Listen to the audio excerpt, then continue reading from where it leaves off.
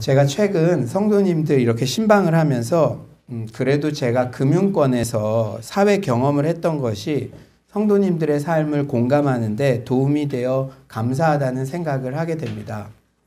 지난 월요일 정다운 선교사님을 배웅하며 티타임을 가졌어요. 정다운 선교사님은 비즈니스 애즈 미션, 그래서 이 비즈니스를 통해서 이렇게 선교 사역을 감당하는 이 북아프리카 지역에서 코로나 진단 키트를 생산하는 회사에서 비즈니스 선교를 감당하고 계시는데요.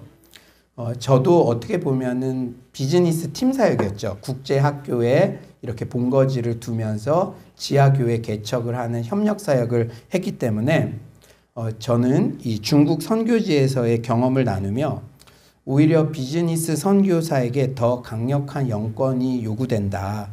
비즈니스 영역에서 만몬과의 거대한 싸움에서 이기고 물질의 유혹에서 승리하려면 가장 성령 충만한 분들이 비즈니스 선교를 감당할 수 있다. 그런 말씀을 정직하게 제가 드렸습니다. 정 선교사님도 크게 공감하시며 정말 치열하게 북아프리카 땅에서 경건 생활을 해나가시는 그런 신앙의 분투기를 나눠주셨습니다. 또한 집사 임직 교육을 하면서 일주일 동안의 삶들을 진솔하게 나누며 경건 생활 등을 체크해 주는데 이 세속적인 가치관과 문화, 불신자들로 둘러싸인 회사 및 가족 상황에서 신앙을 지켜나가는 게 거의 전쟁과도 같다는 생각이 들었습니다. 우리 성도님들이 일주일 동안 이렇게 전쟁 같은 삶을 치르시다가 주일에 오시는구나, 그런 것들을 제가 더 크게 느끼게 돼요.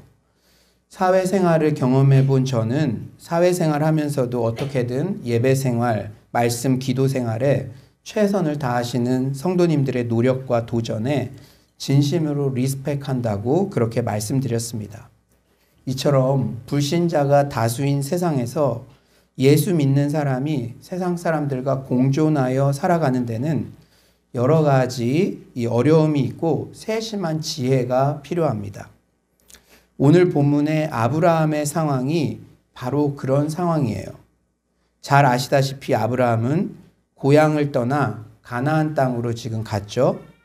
그 땅은 이미 여러 부족들이 선점하여 정착하고 있었습니다. 만약에 대기업에 다니던 크리스천 한 남자가 50대에 귀농을 했다고 한번 가정해 봅시다. 그런데 그 농촌은 불교세가 강한 지역이었어요. 이미 농촌에 정착하고 계신 어르신들 사이에 비집고 들어가 뭔가 영향력 있는 일을 한다는 게 말처럼 쉽지 않겠죠. 그리고 불교세가 강한 그 지역에서 전도한다는 것은 더더욱 어려운 일이겠죠. 가나안 땅에 들어간 아브라함의 상황도 별반 다르지 않았습니다. 그런데 아브라함은 오늘 본문에서 다수의 가나안 사람들, 불신자들 틈에 끼어 있었지만 선민으로서 그는 성공했어요. 신앙에도 성공했고 그 사회적으로도 그 영향력 측면에서도 성공했습니다. 하나님의 자녀로서 성공했어요. 오늘 본문은 불신자들 틈에서 하나님 자녀로서의 정체성을 가지고 살아가야 하는 우리들에게 귀한 교훈을 줍니다. 아브라함의 성공의 요인은 과연 무엇이었을까요? 첫 번째로 하나님의 약속의 말씀은 반드시 승리한다는 승리의식을 가져야 합니다. 어떤 의식을 가져야 된다고요? 승리의식. 지금 어떤 상황인가요? 우리 1에서 2절, 우리 온라인으로 들으시는 분들도 한번 큰 목소리로 한번 읽어봅시다. 1에서 2절입니다. 시작. 당시에 신할 왕 아므라벨과 벨라살 왕 아리옥과 벨람 왕 그돌라오멜과 고임 왕 디다리, 소돔 왕 베라와 고모라 왕 비르사와 아드마 왕 시납과 스모인 왕 세벳과 벨라 곧 조알 왕과 싸우니라. 네, 그래요. 왕들 이름이 익숙하지 않은 왕들 이름이 많이 나오는데요. 그래서 제가 이 배경을 좀 설명해 드리자면 이 당시 모든 나라들은 이 한 성을 중심으로 일종의 영주 중심의 도시국가를 형성하고 있었어요. 그 작은 도시국가들은 남쪽 사해 지역의 풍요한 계곡에서 나는 산물을 메소포타미아의 큰 왕국의 왕에게 조공으로 바치고 있었습니다. 이게 이제 조금 작지만 요 뭐 소돔, 고모라, 벨라, 아드마, 소보임 이런 이 작은 이 국가들에서 이 조공을 바쳐야 했던 거예요. 그러다가 조공을 바치지 않게 되자 그 부요를 탐내는 메소포타미아의 큰 나라 왕들이 연합해서 조그마한 남쪽 도시 국가로 지금 쳐들어오는 상황이에요. 그러니까 그냥 이게 제가 구태여 예를 들자면 이제 중국이 있는데 우리나라의 이 지역별로 뭐 충청도 국가 그리고 전라도 국가, 경상도 국가 이런 국가별로 이렇게 왕들이 있는데 이 중국이라는 그 곳이 쳐들어오니까 이 왕들이 이제 연합을 해서 지금 대항을 하는. 그런데 지금 그게 게임이 되겠습니까? 지금 남쪽의 작은 도시 국가들은 쉽게 무너졌어요. 형편없는 패전을 했습니다. 승전한 시날과 엘라살과 엘람과 고임왕은 소돔과 고모라와 아드마와 스보임과 소알 5국가의 보물을 지금 탈취해서 돌아가고 있어요. 그런데 아브라함의 조카 누구도 여기에 잡혔다고요? 롯이 소돔 땅에 거했잖아요. 롯도 이 전쟁에서 포로로 잡혀가고 있다는 소식을 아브라함이 듣게 된 거예요. 14절 상반절은 이렇게 말씀하시죠. 아브라함이 그의 조카가 사로잡혔음을 듣고. 그런데 아브라함이 참 성숙해요. 이게 고마운 것도 모르고 지가 먼저 좋은 땅 선택해 너 한번 당해봐라 이렇게 할 수 있는데 아브라함은 이 물리적인 거리는 이렇게 뒀어도 그 혈연 관계를 끊지 않았습니다. 그 후 아브라함은 군사들을 거느리고 국경으로 쫓아가 롯을 구해오죠. 우리 16절 한번 온라인으로 들으시는 분들도 다 같이 한번 읽어볼까요? 16절입니다. 시작. 모든 빼앗겼던 재물과 자기의 조카 롯과 그의 재물과 또 그녀와 친척을 다 찾아왔더라. 예.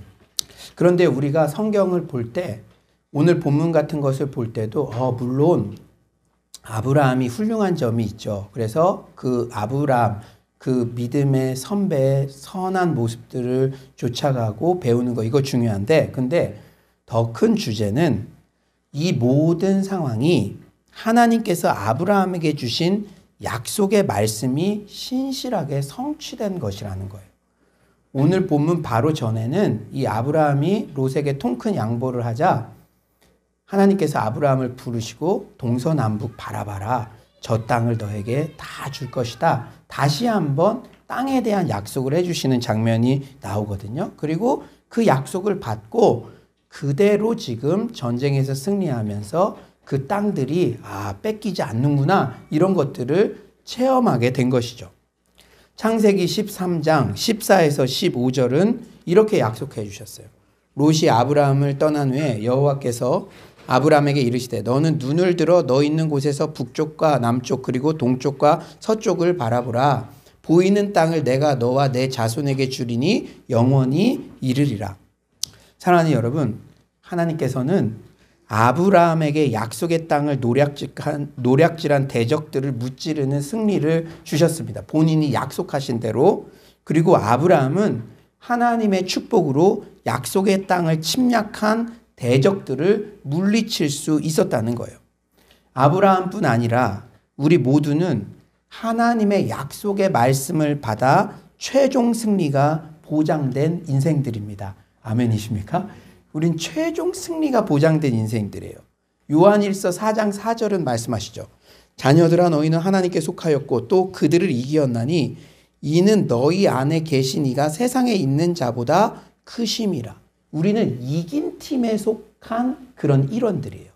우리 스포츠팀 맨체스터 유나이티드가 뭐 이렇게 1등을 했다. 만약에 그렇게 한다면 거기 뭐 박지성 선수도 주장으로 있고 그런데 나는 좀 떨어질 수 있지만 그 주장, 예수라는 대장 그 팀에 속해가지고 우리 팀 전체가 이미 최종 승리한 팀에 우리가 속해 있는 존재인 줄 믿습니다. 이 의식이 너무 중요하다는 거예요. 로마서 16장 20절도 말씀하시죠. 우리 다 같이 믿음을 가지고 시작. 영광의 하나님께서 속히 사탄을 너희 발 아래에서 상하게 하시리라. 우리 주 예수의 은혜가 너희에게 있을지어다. 아멘. 사랑하는 여러분, 전쟁에 승리할 수 있다는 승리 의식을 가지는 것이 너무나 중요해요. 패배 의식에 사로잡혀 있으면 전쟁을 하기도 전에 진 것이나 마찬가지입니다. 승리에 대한 확신이 있는 병사와 그렇지 않은 병사는 싸우는 태도 자체가 달라요. 영적 전투도 마찬가지죠. 승리를 확신하며 영적 전투에 임할 때 우리는 낙심하지 않고 계속 전쟁을 치를 수가 있어요. 제가 이 말씀 준비하면서 곰곰이 생각해 보니까 하나님께서 저에게 주신 최고의 선물은 바로 긍정적인 소망 같아요. 긍정적인 소망. 후배들은 가끔 제 페이스북을 보며 형님 이제 개척교회 5년 차면 이제 지칠 때도 되었는데 아직도 라며 농을 부리기도 하지만 사역을 끊임없이 도전할 수 있는 힘도 긍정적인 소망 때문입니다. 저는 모든 사역을 시작할 때 안 된다는 생각이 잘 안 들어요. 이것도 축복이죠. 우리 대학생 청년들 이제 새롭게 찬양팀 양육하고 금요일 밤에 애들이 모이겠어 힘들 텐데 그리고 어떻게 그런데 안 된다는 생각이 뭘 시작할 때 잘 들지가 않아요. 의식적으로 막 결심하고 각오를 다지고 그러지 않아도 하면 될 것 같다는 생각이 자연스럽게 듭니다. 잘 될 일만 남았습니다 라는 우리 교회 인사가 그냥 나온 게 아닌 것 같아요. 물론 일이 진행되는 과정에서 크고 작은 장애물과 고난과 시련은 있을 수 있죠. 하지만 그것은 과정일 뿐 최종 승리를 믿습니다. 아멘이십니까? 예. 지금 당하는 고난을 과정으로 보는 인식, 이것이 너무나 중요한 거예요. 그런데 베드로전서 1장 6에서 7절도 우리에게 이미 말씀해 주셨어요. 그러므로 너희가 이제 여러 가지 시험으로 말미암아 얼만큼 근심하게 됐다고요? 잠깐 근심하게 되지 않을 수 없으나 오히려 크게 기뻐하는도다. 최종 승리. 너희 믿음의 확실함은 불로 연단하여도 없어질 금보다 더 귀하여 예수 그리스도께서 나타나실 때 칭찬과 영광과 존귀를 얻게 할 것이니라. 아멘. 네, 그래요. 그런 면에서 이 크리스천의 고난은 동굴이 아니라 터널이라고 우리는 자신 있게 말할 수가 있죠. 여러분, 너무나 유명했던 이지선 자매의 이야기를 다시 한번 전하고 싶네요. 그녀는 너무 예뻤어요. 23살 젊은 나이에 불의의 교통사고를 당해 온몸에 화상을 입었습니다. 지금 많이 나아진 모습인데 지금 한동대에서 교수 역할을 하고 있죠. 이렇게 많이 나아졌는데도 여성이 이렇게 됐다는 거 우리가 쉽게 상상할 수 없는 고난이죠. 여러 번 수술을 받아 가까스로 생명은 구했지만 사고 이전의 모습으로 돌아갈 수는 없었습니다. 턱이 내려앉고 입이 다물어지지 않았으며 등이 굽어 척추에 압박 골절이 생겼어요. 고개를 들고 앞을 보는 것조차 힘들었습니다. 이런 현실을 이겨내기 힘들어 그녀는 여러 번 자살을 시도했어요. 오빠가 자신을 불타는 차에서 구한 것은 실수였다고 얼마나 오빠를 원망했는지 모릅니다. 하지만 그녀와 그의 가족은 믿음을 잃지 않고 하나둘씩 어려움을 극복해 나가기 시작했습니다. 그녀는 고통의 끝자락에서 희망을 전하는 사람이 되겠다고 다짐했어요. 자신과 같은 고통을 당하는 사람들에게 삶은 선물이며 하나님이 주신 소망이라는 메시지를 전하는 사람이 되겠다고 다짐한 것입니다. 그래서 그녀는 지금은 교수로 유학 가서 박사 학위도 받고 지금 교수로 후학들을 가르치고 있는데요. 그녀가 지난 고통에 대해서 이렇게 말합니다. 여러분 한번 잘 들어보세요. 저는 저를 잃음으로써 더 많은 사람을 가슴으로 안을 수 있게 되었습니다. 고난이 아니면 결코 이렇게 될 수 없었을 것입니다. 비록 하나님이 자신에게 고통을 허락하셨지만 이 과정에서 더 귀한 것을 얻었다는 뜻입니다. 그리고 그녀는 이렇게 강조했어요. 믿는 사람에게 고난은 동굴이 아니라 터널입니다. 끝이 있는 것이죠. 출구가 있는 것이죠. 그 출구의 끝에는 영광스러운 최종 승리가 있다는 것입니다. 이지선 자매의 홈페이지에 보면 생일이 둘로 기록되어 있대요. 하나는 태어난 날이고 다른 하나는 사고가 난 날입니다. 살다 보면 부득이하게 죽음과 같은 날들을 맞이할 수 있죠. 하지만 우리에게는 죽은 자도 살리시는 하나님이 계신 줄 믿습니다. 그분을 바라본다면 우리는 죽음과 같은 현실이 죽음이 아니라 또 다른 생일임을 고백할 수 있을 줄 믿습니다. 두 번째로 이 신앙 없는 세상에서 승리했던 아브라함은 약속의 말씀을 믿기 때문에 자신의 최선을 다합니다. 이게 오늘 설교의 키포인트예요. 혹 믿음 좋다는 분들 중에 어차피 하나님이 해주시니까 나는 아무런 노력할 필요 없다는 태도로 사는 분들이 혹 발견되곤 해요. 그런데 이런 태도는 게으름과 나태함의 합리화일 뿐이죠. 오늘 아브라함의 행동을 주목해 봅시다. 아브라함은요, 지금 동서남북 다 바라봐라. 이 땅 다 너에게 준 땅이야. 그러면은 대적들이 와도 내가 힘써 싸우지 않아도 이 땅 어차피 내 거니까 그러면서 그게 오히려 믿음이 좋은 것이냐, 약속을 굳게 믿는 것이냐 그렇게 착각할 수도 있는데 아브라함의 행보를 보세요. 그렇게 하지 않았습니다. 우리 13절 한번 다 같이 한번 읽어볼까요? 13절입니다. 시작. 도망한 자가 와서 히브리 사람 아브라함에게 알리니 그때 아브라함이 아므리 족속 마므레의 상수리 숲을 근처에 거주하였더라. 마므레는 에스골의 형제요 또 아넬의 형제라. 이들은 아브라함과 동맹한 사람들이다. 예, 지금 아브라함이 뭘 했다고요? 동맹을 했대요. 동맹을. 하나님을 믿지 않는 그 나라, 그 왕들과 동맹을 했다고 합니다. 하나님께서는 분명히 아브라함의 후손이 그가 가서 살게 될 가나안 땅을 전부 소유하게 될 것이라는 하나님께서 그 땅을 그의 후손에게 주겠다는 약속을 주셨어요. 이 약속은 여러분 하나님의 약속을 보면요. 이 인간의 순종을 촉구하는 그런 약속이 있고요. 일방적인 약속이 있습니다. 그런데 아브라함에게 주신 약속은요. 너가 이것을 지키면 내가 이것을 해주겠다는 식의 조건적 약속이 아니고 아브라함에게는 어떤 조건도 요구하지 않으시고 일방적으로 내가 이렇게 해주겠다는 그런 약속이었어요. 그렇다면 이렇게도 확실한 약속의 말씀을 믿고 기도만 하면 되지 왜 아브라함이 동맹을 하지? 이거 타협하는 거 아니야? 생각할 수도 있어요.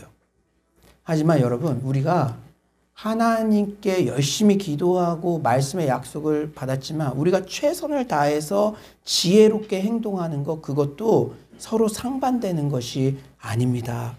아브라함의 이 행동 즉 이웃 부족과 동맹을 맺은 것이 신앙과 모순되지 않아요. 우리 안에 참 안타까울 때가 있죠. 병원에 가서 치료를 받으면 금방 나을 것을 내가 기도 응답 받았다고 병원을 안 가서 병을 키우는 거 이런 것들은 아주 지혜롭지 못한 행동인 것이죠. 아브라함의 이 행동은 오히려 세상을 사는 지혜였습니다. 사랑하는 여러분 우리는 그냥 빛과 소금이 아니라 세상 속의 빛과 소금이에요. 세상에서 떨어져 수도원 같은 곳에서 우리의 고매한 신앙을 지키고만 사는 존재들이 아니라 가나안 부족들과 같은 불신자들 사이에서 함께 살아가야 할 존재들입니다. 대적의 침입 같은 공통의 위협 앞에서 경우에 따라서는 협력해야 하고 그들의 도움을 받아야 돼요. 또 그들이 필요로 할 때 언제든지 도움을 주고 그들을 위해서 희생할 수 있어야 합니다. 제가 최근에 이 카이스트 이광영 총장님이 유퀴즈라는 프로그램에 나와서 이렇게 좀 감동을 줬다고 해서 그분의 신작을 읽었거든요. 그런데 그분이 크리스찬은 아닌 것 같은데 참 많은 부분들이 일반 은총 속에서 지혜를 주신 것 같더라고요. 이 이광영 총장님 신작 우리는 모두 각자의 별에서 빛난다라는 책에서 이렇게 밝혀요. 여러분 한번 봄에 이런 책들도 한번 읽어보는 것도 좋을 것 같아요. 제가 한번 읽어드릴게요.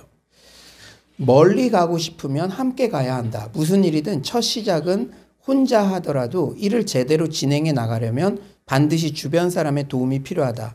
많은 사람들이 성공한 창업가가 되기 위한 가장 기본적인 조건으로 폭넓은 인간관계를 꼽는 데는 다 이유가 있다. 여러분, 창업가들, 벤처기업, 성공한 사람들, 뭐 독보적인 기술, 막 그런 거, 물론 그게 초반에 있어야겠지만 핵심으로는 폭넓은 인간관계.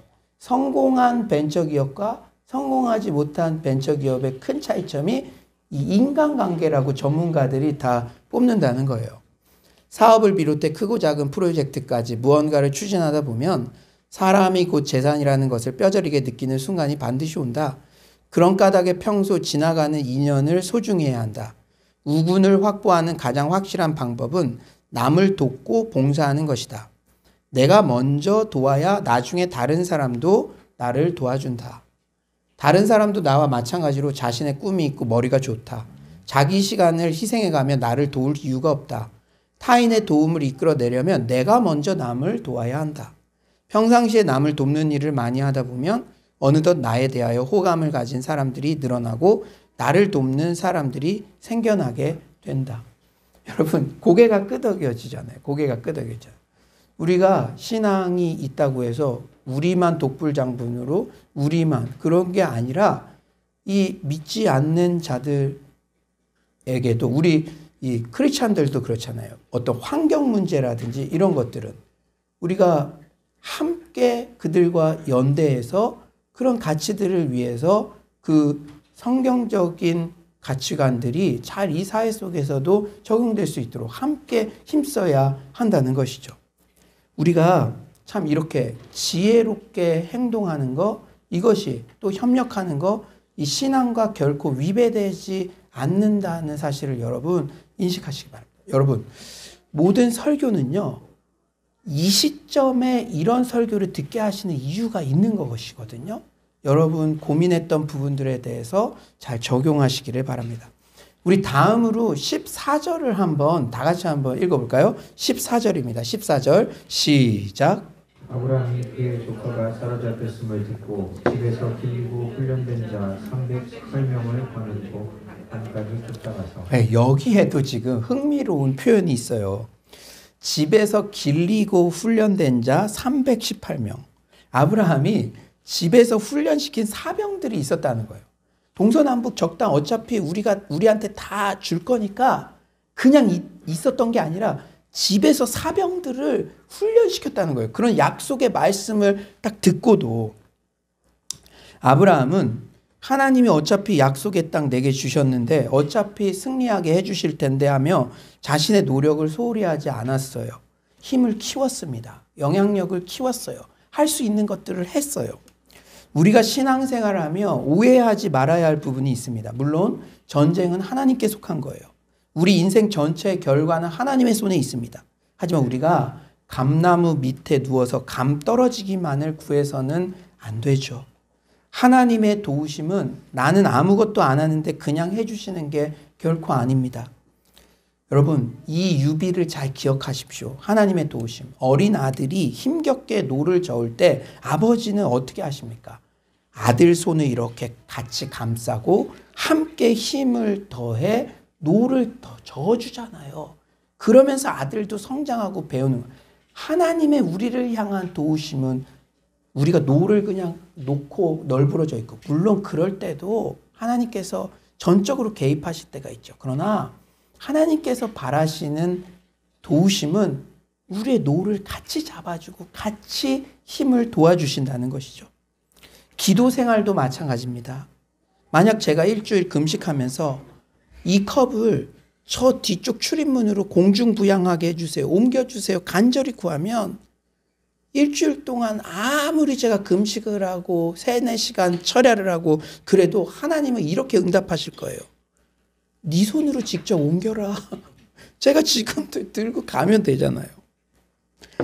내가 할 수 있는 것은 최선을 다하면서 하나님께 구해야지, 할 수 있는 것도 안 하면서 구하는 것은 나태함입니다. 성령의 열매를 맺는 삶도 마찬가지예요. 물론 성령의 역사는 초자연적이므로 기도해야 되죠. 하지만 여러분, 열매를 맺는다는 것을 한번 생각해 보세요. 열매를 맺으려면 기후등, 내가 아웃 오브 컨트롤. 내가 아무리 열심히 해도 비가 안 내리면 빵점이잖아요. 그러니까 기후 같은 그런 외부적인 조건도 물론 필요하지만 농부가 씨를 뿌리고 가꾸는 등 인간의 노력도 배제하지를 않아요. 내가 직접 씨를 뿌려야 거기서 열매도 나는 것이지. 하나님께서는 속지 않으시기 때문에 심은 대로 거두게 하십니다. 성령의 열매를 맺기 위해서는 하루에 불 받고 끝나는 게 아니라 말씀과 기도로 꾸준히 점진적으로 경건의 생활을 위해 노력을 기울여야 한다는 거예요. 여러분, 스톡데일 패러독스라는 말이 있죠. 이 베트남 전쟁에 참전한 미군 장교 제임스 스톡데일은 자신이 이끌던 미군과 함께 적군에게 포로로 붙잡혔어요.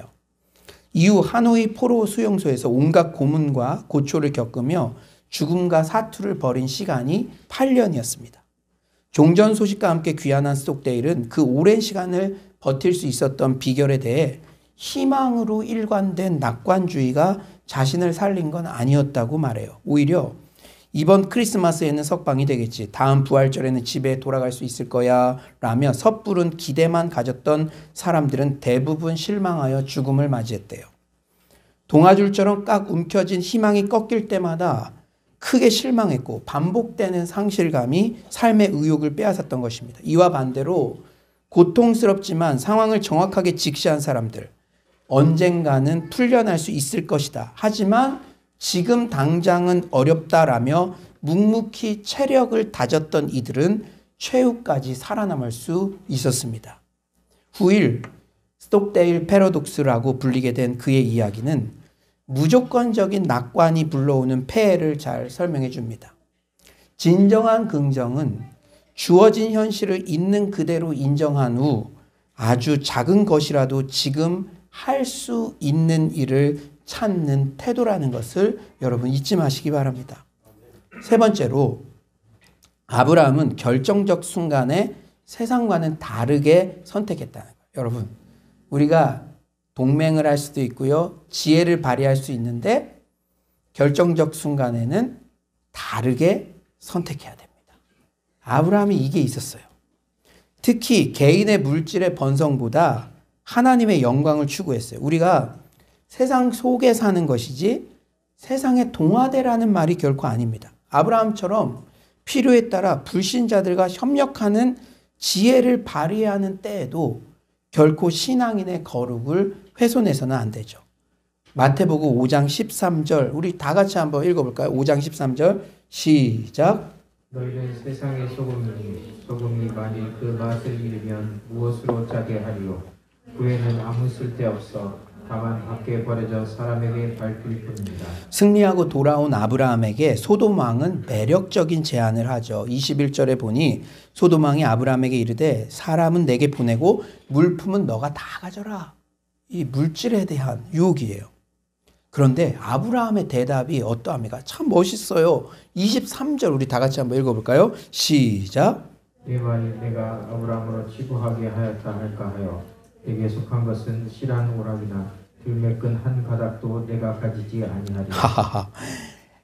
후에 소돔은 완전히 막장 그런 도시잖아요. 그래서 불바다가 됐잖아요. 그런데 그 소돔 지역의 왕인이 대강 캐릭터가 이렇게 느껴지죠. 그러니까 아브라함이요, 이 영적 민감성이 있으니 소돔 왕의 캐릭터를 간파한 것 같아요. 이런 이야기를 하는데 이걸 올무로 삼는 사람이 있고 또 진짜 그냥 너무 와서 전쟁하고 그러니까 그것을 격려하고 감사해서 그러는 게 있고 의도가 다르잖아요. 그런데 소돔 왕이 자신에게 물질을 주고 자기 때문에 아브라함이 번성해졌다고 후에 막 말하고 돌아다니고 그럴까봐 하나님이 승리케 하셨는데 엉뚱한 사람이 영광을 가로챌까봐 아브라함은 물질적 유혹을 거절한 거예요. 아, 멋있죠? 참으로 대단한 믿음의 고백입니다. 저는요, 저는 넘사벽인 그런 우리 믿음의 선배들이 있는데 우리 늘 부흥에 오시는 우리 예수마을의 강동진 목사님. 그 강동진 목사님은 온누리교회 하용조 목사님에게 사랑을 많이 받으셨어요. 그래서 부교육자 생활을 하는데 농촌에 가서 공동체 이거 하겠다니까 이 하용주 목사님이 너무 아끼는 마음에 내가 강 목사가 가는 것까지는 말릴 수 없는데 몇 번 말렸는데 막 진짜로 계속 꺾지 않아가지고 나중에는 막 교육자 회의도 안 가고 근처 사우나로 도망갔대요. 사우나. 근데 하 목사님이 사우나까지 와서 잡았대요. 하여튼 그런데도 꺾지 않으니까 그래서 하 목사님이 강 목사가 거기 가면 사람이 필요하다면 사람도 다 보내고 물질이 필요하다면 물질도 다 보내고 할 테니까 뭐든지 말만 하라고. 근데 강 목사님은 안 도와주시는 게 나를 도와주시는 겁니다. 그러면서 십몇 년 지난 후에 그땐 내가 젊었어 이렇게 얘기하기도 하시는데 그렇지만 제가 이제 마지막 말은 조크로 드린 거고요. 진짜 하나님만 의지하겠다는 그러한 고백들. 지금 아브라함이 그렇잖아요. 나는 사람이 도와줘서 내가 된 것처럼 하나님이 분명히 나를 거부로 만들어 주셨기 때문에 하나님의 영광은 어떤 것과도 내가 양보할 수 없다. 이렇듯 우리가 물질 앞에서 하나님의 백성으로서 당당함과 청렴함을 보여주면 욕심이 없는 투명한 자세를 보여주면 세상 사람들은 감동을 받습니다. 특히 물질적인 영역에서. 분명히 우리하고는 다르다, 분명히 다르다 이렇게 느낄 때 그들의 마음에서 존경심이 우러나오는 거예요. 저는요, 우리 서울로 성도님들이 참 자랑스럽습니다. 지난주 부활절 계란을 인근 상점에 전해주는데 한 상점 주인이 서울로 교회 좋은 일 많이 하는 거 알고 있어요. 고마워요. 라고 이렇게 전해줬대요. 코로나 기간 우리도 어렵지만 십시일반 목적 헌금을 들여 인근 취약계층 880여 가정에 러브키트를 전하고 이 청년 대학생들 주거 공간인 미션홈을 섬기고 하는 사역에 주변 사람들이 감동을 받고 교회는 뭔가 다르다라고 느끼고 복음에도 반응하고 있는 줄 믿습니다. 이번 주 금요일에 오시는 이 한성민 목사님께도 거기서 이 남북 사랑학교나 이런 구출 사역들을 하는 기관에도 여러분들이 드린 그 목적 헌금을 흘려보내고 우리 다음 달에도 그 다음 달에도 이런 일들이 막 소리내고 자랑하지 않아도 우리 주변 사람들에게 훈훈한 감동을 이미 주고 있다는 것이죠. 이제 말씀을 정리하겠습니다. 지난주일 집사 임직 교육 중 사도행전의 베드로의 설교를 다루며 말씀에는 죄를 드러내는 율법의 요소와 상처를 싸매고 치유하고 회복시키는 복음의 요소가 균형 있게 들어가 있어야 한다는 내용을 나누었어요. 그러면서 율법과 복음 중 어떤 내용 주로 듣고 싶으세요? 라는 질문에 한 성도님이 이렇게 지혜 있게 대답을 해 주시더라고요. 세상에서도 인문학, 심리학 등 위로나 교훈을 전하는 내용들이 너무나 흔한데 교회에서만큼은 세상에서 잘 들을 수 없는 교회만이 해줄 수 있는 정말 성경적인 메시지, 그런 메시지를 듣고 싶어요. 이렇게 말하는데 제가 큰 깨달음을 얻었습니다. 그렇습니다. 어쩌면 우리 주변의 불신자들도 교회만은 다르기를, 다른 곳은 다 타락해도 교회만은 이 사회의 희망이 되기를 암묵적으로 바라고 있어요. 그래서 교회의 연약함에는 더 민감하게 반응하는 것일 수도 있습니다. 본인들은 그 정도 비리는 저질러도 교회만큼은 달라야 된다. 그래서 교회가 그런 일이 있으면 막 그게 부각돼요. 그런데 그게 꼭 나쁘게만 볼 수 없는 게 그만큼 교회만은 다르기를 원한다는 그 소망들이 있다는 것이죠. 왜냐? 교회는 진짜니까. 불신자가 대다수인 사회 속에서 사랑하는 여러분, 아브라함처럼 하나님의 백성답게 승리하기를 원하시나요? 오늘 본문에 아브라함의 지혜로운 처신을 주목합시다. 첫째, 하나님의 약속은 결국은 승리한다는 승리의식을 가집시다. 아멘이십니까? 전쟁에는 전세라는 게 있고요. 우리가 스포츠 경기를 할 때도 기세라는 것이 있죠. 사기. 여러분, 우리는 이미 승리한 팀의 일원인 줄 믿습니다. 우리의 주장은, 우리의 감독은 승리의 왕 예수 그리스도신 줄 믿습니다. 두 번째로 약속을 굳게 믿기에 우리의 인간적인 노력도 최선을 다해 봅시다. 이게 중요한 말이에요. 약속을 안 믿기 때문에 최선을 다하는 게 아니라 믿기 때문에 진짜 믿는다면 더 최선을 다할 수밖에 없는 줄 믿습니다. 마지막으로 결정적 순간에 세상과는 다르다는 매력을 보여줍시다. 아무쪼록 오늘 본문을 통해 깨닫게 된 지혜로운 처신으로 불신자가 대다수인 사회 속에서 크리스천으로서의 빛과 소금의 역할을 넉넉히 감당하는 서울의 모든 성도님들 되시기를 간절히 축원합니다.